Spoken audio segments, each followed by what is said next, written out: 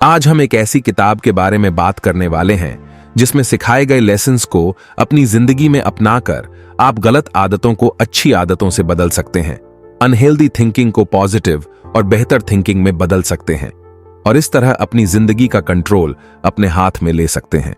हम जिस किताब के बारे में बात करने जा रहे हैं उसका नाम है You Are Not Your Brain, जिसे जेफरी एम श्वार्ट्ज और रेबेका ग्लैडिंग ने लिखा है।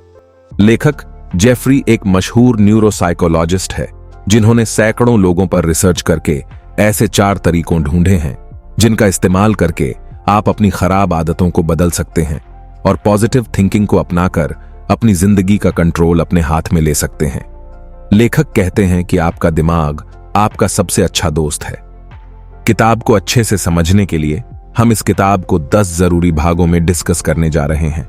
तो चलिए शुरू करते हैं। भाग 1, आदतों को बदलने के लिए सेल्फ डायरेक्टेड न्यूरोप्लास्टिसिटी को इस्तेमाल करें।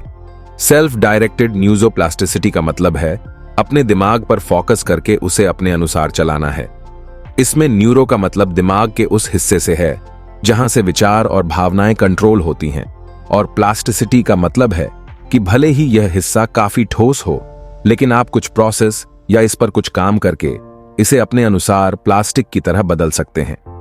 आसान भाषा में समझे तो आप अपने दिमाग के उस हिस्से जहां से विचार और भावनाएं कंट्रोल होती हैं, उस पर ध्यान देकर वहां से अपनी मनचाही भावनाओं और मनचाहे अच्छे विचारों को सोचकर आप अपने बुरे विचारों को अच्छे और पॉजिटिव विचारों से बदल सकते हैं।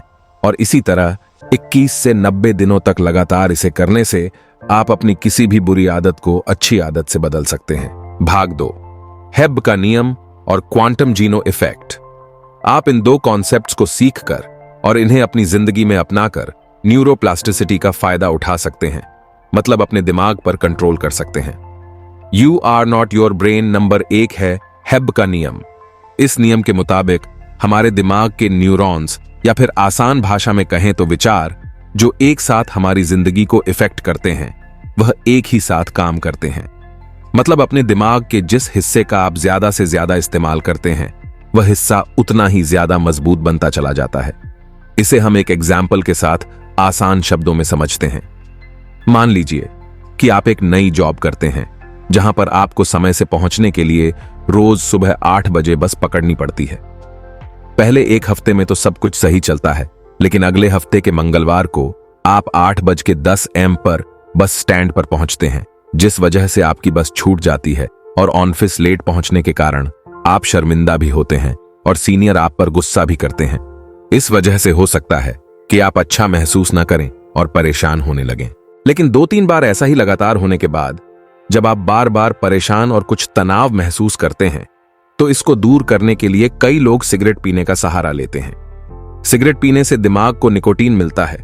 निकोटीन एक तरह का हार्मोन है जिससे खुशी रिलीज होती है और तनाव कम हो जाता है। और कुछ समय ऐसा करने के बाद धीरे धीरे यह आपकी आदत बन जाती है और कुछ हफ्तों के बाद बस स्टैंड पर लेट पहुंचना परेशानी या तनाव का कारण बनने की वजह से सिगरेट पीकर निकोटीन या खुशी हासिल करने का एक मौका बन जाता है। और वहीं से जन्म होता है एक खराब आदत का, जो कहीं ना कहीं आपकी पर्सनल और प्रोफेशनल दोनों लाइफ को खराब कर सकती है। और एक बार इस तरह की गलत आदत लगने के बाद सिगरेट ना पीना परेशानी और तनाव की वजह बन जाती है, भले ही आप ऑफिस समय से पहुंचे या नहीं। इस तरह हमें खुशी मिलने वाले जिस काम को हम बार बार करते हैं वह हमारी आदत बनने लगती है, फिर चाहे उससे मिलने वाले रिजल्ट हमारे फेवर में हो या हमारे अगेंस्ट में। ऐसी कंडीशन में फंसने के बाद कुछ लोग कहते हैं कि वह अपने आप पर कंट्रोल नहीं रख पा रहे हैं, इसलिए सिगरेट पीना उनके लिए बहुत जरूरी है। लेकिन अगर ध्यान से इस सिचुएशन को देखें तो किसी इंसान को सिगरेट पीने से खुशी मिलती है, यह उसने अपने आप ही अपने दिमाग को कुछ पहले ही बताया था और फिर इसे लगातार प्रैक्टिस करके भी दिखाया कि उसे सिगरेट पीने से खुशी मिल रही है। और उनकी इस एक्टिविटी के वजह से ही दिमाग ने स्वीकार किया कि हां, इस काम को करने से खुशी मिलती है। इस तरह पहले हमारा कंट्रोल हमारे दिमाग पर होता है। अगर हम अपने विचारों को सही से अपने फेवर में कंट्रोल करें तो यह हमें वह सब पाने में मदद कर सकता है जो हम चाहते हैं। इसलिए ऐसी कंडीशन में आपको चाहिए कि आप समय से ऑफिस पहुंचने में खुशी को महसूस करें। ऐसा करने से कुछ दिनों में आप देखेंगे कि आप समय से ऑफिस पहुंच रहे हैं, जिससे आपको कई फायदे होंगे। सबसे पहले आपको खुशी मिलेगी दूसरा, सिगरेट ना पीने के वजह से आप हेल्दी रहेंगे। और तीसरा, आपकी पर्सनल और प्रोफेशनल लाइफ भी बेहतर बनेगी। तो इस नियम की सीख यह है कि इस तरह अपनी लाइफ में उन आदतों को अपनाएं जिससे आपको खुशी भी मिले और वास्तविक जिंदगी में उनसे फायदा भी हो। दूसरा कॉन्सेप्ट क्वांटम जीनो इफेक्ट है। यह एक यूनानी फिलॉसफर के जरिए बताया गया नियम है। अगर हम इसे आसान भाषा में समझे तो इसका मतलब है प्रैक्टिस कर करके एक बेवकूफ इंसान भी बुद्धिमान बन सकता है। इसी तरह एक इंसान जिसकी आदतें ठीक नहीं हैं, वह भी अच्छी आदतों की लगातार होश में रहकर प्रैक्टिस करते हुए अच्छी आदतों को अपनाकर अपनी जिंदगी को बेहतर बना सकता है।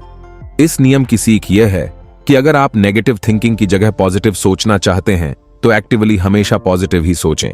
इसी तरह अगर आप कामयाब बनना चाहते हैं तो हमेशा कामयाबी के बारे में सोचें कि आप कैसे कामयाब बन सकते हैं। कामयाब बनने के बाद आप किस तरह बेहतरीन जिंदगी जीने वाले हैं। और इसी तरह लगातार आप ऐसा 21 दिनों तक सोचने से यह आपकी आदत बन जाएगी। भाग 3, बुरी आदतों को छोड़ने के लिए इन 4 स्टेप्स को अपनाएं। यह भाग इस किताब का सबसे महत्वपूर्ण भाग है क्योंकि इसमें ही हम उन स्टेप्स को डिस्कस करने जा रहे हैं जिन्हें इस्तेमाल करके आपको बुरी आदतों को खत्म करके अच्छी आदतों को अपनाने में काफी मदद मिलेगी। पहला कदम, अपने विचारों के बारे में जागरूक होना, यानी उन विचारों के बारे में अवेयर होना और जानना जो आपको नेगेटिविटी की तरफ ले जा रहे हैं, और उन विचारों के बारे में भी जानना जिनसे आपको खुशी मिलती है और फायदेमंद भी हैं। हर सुबह 5 मिनट मेडिटेशन की प्रैक्टिस करके आप इस कला में माहिर बन सकते हैं। दूसरा तरीका है विचारों को लेबल करना, यानी हर रोज आपके दिमाग में आने वाले विचारों को 2 भागों में बांटना। एक भाग में वो विचार जो आपके लिए जरूरी है और दूसरा भाग में जो जरूरी नहीं है। तीसरा तरीका है पॉजिटिव एक्टिविटी पर ध्यान देना। यह नेचुरल लॉ है कि जिस चीज पर हम ज्यादा फोकस करते हैं वह बढ़ती ही जाती है, चाहे पॉजिटिव पर हो या नेगेटिव। इसलिए नेगेटिव विचारों को दूर करने और पॉजिटिव विचारों को बढ़ाने के लिए पॉजिटिविटी बढ़ाने वाली एक्टिविटी को ज्यादा करें, जैसे किताब पढ़ना, पॉजिटिव लोगों की बायोग्राफी पढ़ना, यूट्यूब पर नेतृत्व, प्रेरणापूर्ण और मोटिवेटेड लोगों को सुनना, नॉरेटिव मोटिवेटिंग वीडियो और इस तरह के पॉजिटिव लोगों के साथ ज्यादा समय बिताना। इन तरीकों के जरिए आप पॉजिटिविटी को काफी हद तक बढ़ा सकते हैं। चौथा तरीका है विश्वास के साथ कदम उठाना। अपने ऊपर विश्वास रखें कि लगातार अच्छी आदतों को करते हुए, अच्छे विचारों को सोचते हुए और उसके लिए जरूरी एक्शंस लेते हुए जल्द ही आपकी बुरी आदत अच्छी आदत में बदल जाएगी। भाग 4, आप अपने दिमाग से डिफाइन नहीं हैं, बल्कि उसे खुद डिफाइन करें। कई बार हमारा मन भटकने लगता है। हमारे दिमाग में ऐसे विचार आते हैं जिन्हें हम सोचना नहीं चाहते, जिन विचारों के साथ हम आगे नहीं जाना चाहते।